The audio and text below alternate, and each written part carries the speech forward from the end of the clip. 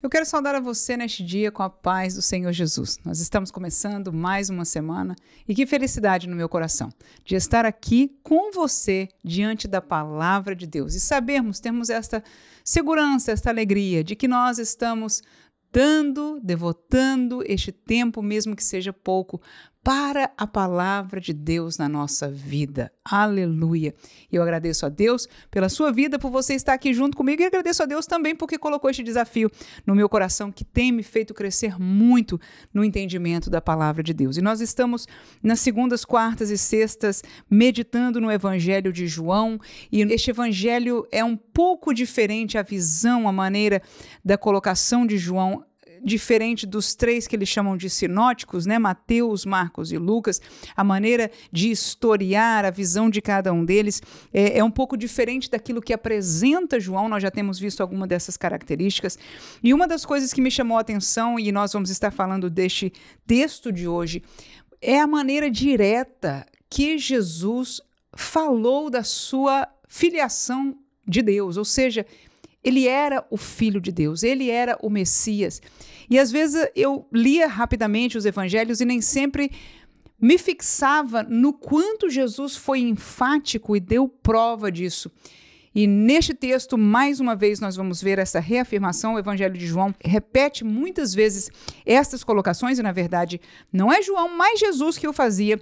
E com isso nós aprendemos e testemunhamos e entendemos aquilo que Jesus fez e ensinou quando esteve aqui.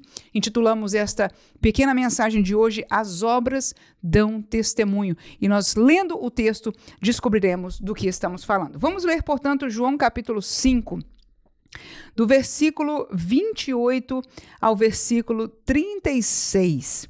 Se você tiver a sua Bíblia, por favor, a gente sempre ganha mais em ler junto à palavra de Deus, mas se estiver ouvindo, com certeza seremos de igual maneira alimentados pela palavra. Diz o texto o seguinte: não vos maravilheis disto, é Jesus que está dizendo, porque vem a hora em que os que estão nos sepulcros ouvirão a sua voz. Faça uma pausa aí. A voz de quem? A voz do Filho do Homem, que é o contexto do versículo 27. Sigo, 29. E os que fizeram o bem sairão para a ressurreição da vida, e os que fizeram o mal para a ressurreição da condenação. Eu não posso de mim mesmo fazer coisa alguma. Como ouço, assim julgo. E o meu juízo é justo, porque não busco a minha vontade, mas a vontade do Pai que me enviou. Se eu testifico de mim mesmo, o meu testemunho não é verdadeiro. Há outro que testifica de mim. E sei que o testemunho que ele dá de mim é verdadeiro. Vós mandastes a João, e ele deu testemunho da verdade. Eu, porém, não recebo testemunho de homem, mas digo isto para que vos salveis. Ele, neste caso João, era a candeia que ardia e alumiava. E vós quisestes alegrar-vos por um pouco de tempo com a sua luz. Eu termino com o 36, que diz: mas eu tenho maior testemunho do que o de João, porque as obras que o Pai me deu para realizar, as mesmas obras que eu faço, testificam de mim, que o Pai me enviou. Muito bem, estamos diante destas palavras de Jesus, que são bonitas, que são reveladoras acerca da ressurreição e do poder dado a Cristo nesta participação. Mas há detalhes aqui que são interessantes e nós vamos chamar a atenção para isso. A colocação de Jesus foi sempre que ele está a serviço do Pai. Ora, para os judeus, como nós falamos recentemente, lembrando, caminhando neste evangelho, nós vemos isso, é muito forte alguém dizer-se filho de Deus ou sendo enviado de Deus, porque afinal de contas, enviado de Deus mesmo a nível de profeta, eram pessoas seletas. E agora, na realidade de Israel, nos dias de Jesus, mesmo Jesus menciona, ele diz, eu sei que vocês já entendem, vocês se alegraram com João Batista, por ser uma candeia, por ser esta voz, não é, profética, digo eu em minhas palavras, vocês buscaram o testemunho dele. Ele diz que o testemunho de João Batista era como ardia, uma candeia que ardia e alumiava. Ou seja, os judeus sabiam que ele vinha de Deus, no sentido que ele era usado por Deus para um propósito de Deus, mas agora estava alguém ali que se filiava a Deus, dizia-se filho de Deus, e que o Pai me enviou. Então essa colocação é extremamente forte, mas Jesus reiteradamente diz, eu vim fazer a vontade do Pai. O meu juízo, ele diz, é justo porque eu não busco a minha vontade. Eu não estou fazendo juízo como eu vejo humanamente, mas segundo a vontade, eu busco a vontade, eu obedeço a vontade do Pai que me enviou. Aí no versículo 32 ele diz, há outro que testemunha de mim. Ou seja, enquanto uns aos outros ali testemunhavam, eles disseram, você buscou o testemunho de João, é verdadeiro? Ele testemunhou da verdade, mas eu não aceito testemunho de João, mas há um que testemunha de mim, era o Pai, ele estava dizendo, se referindo ao Pai. Aí Jesus fala, o Pai, eu estou fazendo a vontade do Pai, o Pai dá testemunho de mim, e então ele insere aquilo que nós estamos falando sobre João Batista. Aí ele diz, olha, João veio, testemunhou da verdade, João tinha uma certa luz, ele comparou com a palavra candeia, vocês se alegraram um pouco, mas ele termina com o versículo 36, que é o mais marcante para mim neste texto. E ele diz, mas eu tenho maior testemunho do que João. Por quê? Por que Jesus tinha maior testemunho do que João? Por que podiam dizer mais e maiores o que era de mais grandioso em João, em Jesus, do que em João? Ele diz, porque as obras que o Pai me deu para realizar, as mesmas obras que eu faço. Primeira coisa, o Pai deu obras a Jesus para realizar.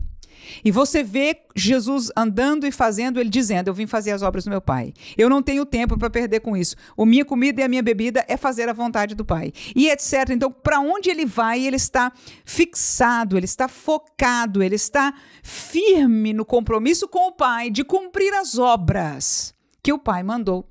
Nós não sabemos a conversa que houve, mas entendemos porque ele mesmo diz, eu estou aqui para obedecer. A obra maior, seguramente, era a obra da cruz. Era a obra que ele cumpriu na cruz do Calvário, tendo sido oferecido por sacrifício pelos nossos pecados. Mas nós vemos neste texto aqui que Deus, o Pai, o mandou com muitas obras para serem feitas. E que ele era obediente. Então ele diz, o meu testemunho é maior do que João, do que o de João, porque as obras que o Pai me deu para realizar, estas que eu faço, em outras palavras, eu obedeço às obras que o Pai me mandou realizar, estas obras testificam de mim. Testificam como? Que o Pai me enviou. Então, o quebra-cabeça de Jesus para as pessoas estava sempre montado, comprovando a verdade que ele anunciava, que ele era o Filho do homem, o Filho de Deus, o Verbo encarnado, o enviado, o Messias, o Salvador.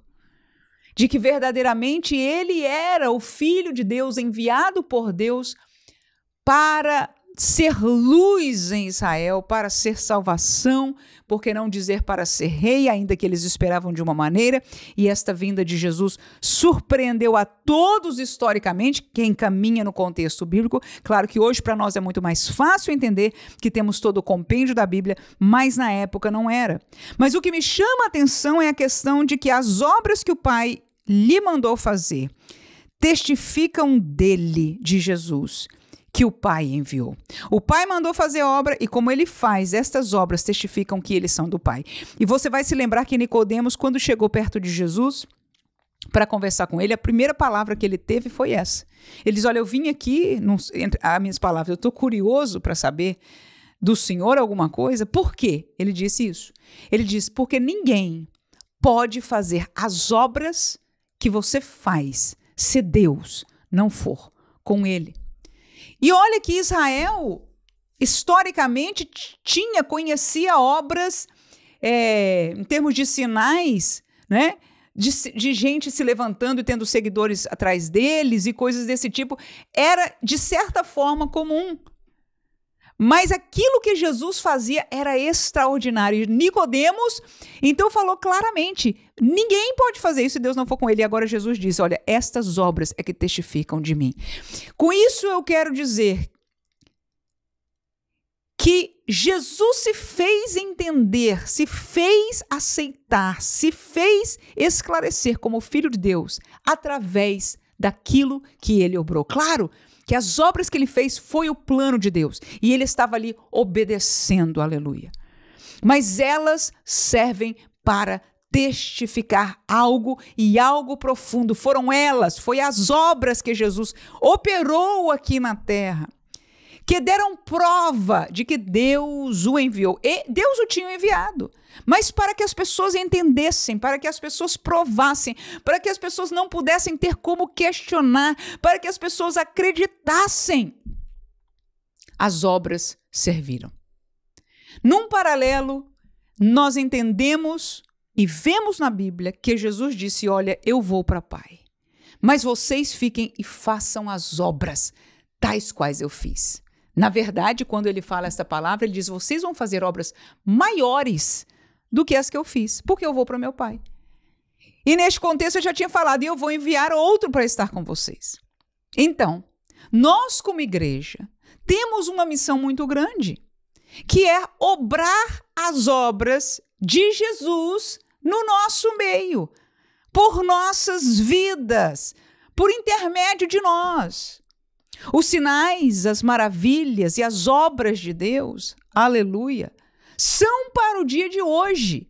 E não só são para serem vistas, mas vividas e manifestadas por nós crentes. Eu penso que nós temos que clamar ao Senhor. E digo isso com constrangimento no meu coração, porque tem sido o meu clamor não suficiente, honestamente, mas tenho estado atenta a esta realidade e já tenho suplicado ao Senhor. Mas precisamos clamar, precisamos jejuar, precisamos pedir a Deus que estes sinais, que estas obras estejam presentes na igreja e na nossa vida como crente, porque são elas que testemunharão de que o Pai, aleluia, é que está por trás deste evangelho que nós seguimos, de que Jesus, o enviado do Pai, é a fonte, aleluia, quem disse a nós, olha, agora vocês vão fazer as mesmas obras e até maiores. E infelizmente nós como igreja não buscamos isso. Nós buscamos as coisas deste mundo. Claro que servimos a Deus, que vamos aos cultos e graças a Deus por isso. Amamos a palavra. Se você está aqui, é porque você ama a palavra de Deus, aleluia. Mas a verdade é que é esta palavra, é este Deus, é este Jesus que disse, olha, o evangelho tem que ser testificado. Estas obras são as que dão testemunho dele, aleluia, do Pai, do Filho e da igreja que foi chamada, o corpo de Cristo. Então que nós possamos neste dia, ao terminar esta meditação, levar este pedido no nosso coração, talvez tomar um tempo agora mesmo de oração, mas levar que o Espírito nos possa constranger para clamarmos outra vez, aleluia. Porque esta foi o marco do ministério de Jesus na terra. Este foi o marco do ministério dos apóstolos na terra. Esta foi a marca da igreja primitiva, daqueles crentes, de multidões de crentes simples como nós. Esta é a marca da igreja pentecostal. E nós, apesar de vermos movimentos como Israel reconhecia, havia talvez uma cura, umas coisas, umas manifestações que não eram de Deus. Existia no meio do povo de Israel determinadas obras que não provinham de Deus.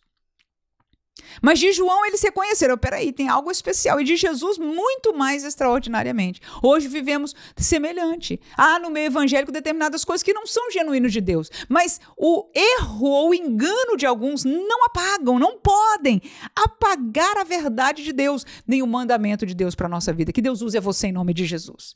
Que Deus tenha misericórdia de mim em nome de Jesus e nós possamos obrar as obras de Cristo ainda nos nossos dias, para que quando Ele venha, nos ache fazendo assim. Amém.